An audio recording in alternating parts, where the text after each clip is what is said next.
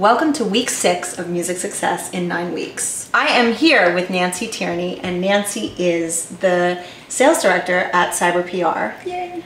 And I met Nancy, of course, on Twitter, and she's a sales... How do you like to call yourself? Copywriting expert? Yeah, copywriter, but a lot of people don't know what that is. They think I trademark things when you say copywriting. So it's basically I do promotional writing for online, for websites and sales pages and things like that. So it's writing that pertains to marketing, basically. Which ties in perfectly to week 6. And this week we're going to talk about newsletters and why newsletters are, in my humble opinion, one of the most important things to have in your arsenal. And it's a guiding principle and a cornerstone here at Cyber PR. So in my experience, we all used to have a newsletter list back in the day. Late 80s, early 90s, we had mailing lists. We would put together postcard mailers and send them out. And then as the internet started taking over, what I noticed with most bands and musicians is they started migrating to email lists. And then with MySpace, a lot of them stopped using email lists and started just using blasting.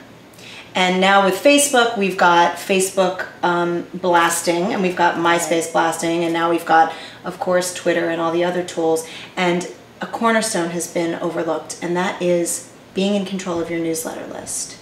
And so we are going to talk about that and why that's important. And Nancy's going to add why strong copy is critical in your newsletters.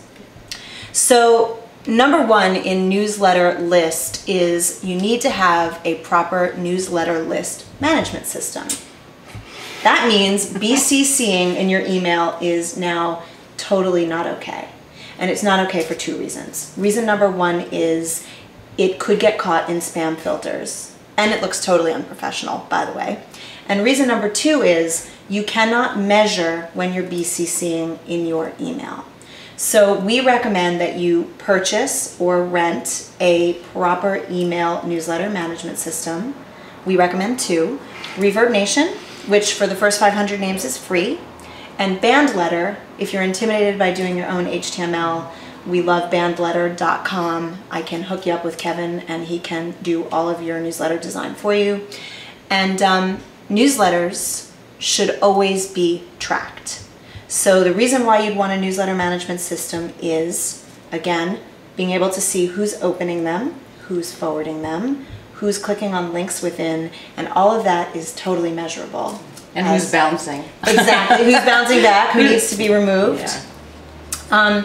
And so once you have that in place, the next thing is actually writing the newsletter. Right, writing the newsletter.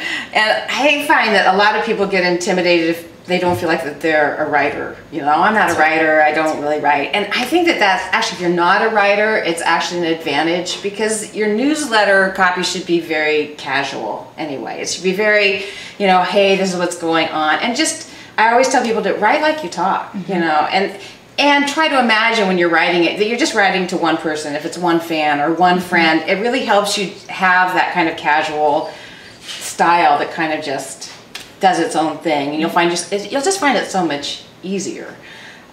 So that's the part so don't get, you know, the writing thing, that's great. If you're not a good writer, that's great, actually. Just write like you talk. And sometimes it can be helpful for some people to actually just spout their words off into a recorder and then later go back, like if you are on the road. That's actually how I do it. Is it? Oh, really? Well, see, you know. So we have great. Well, I'm not a very fast typer, so right. I use a service called CopyTalk, and I speak into my telephone, and it goes to a dictator, and they type it up and send it back to me, and it's much more natural for me that way. Yeah. I know Google has a new service that will actually do that as well.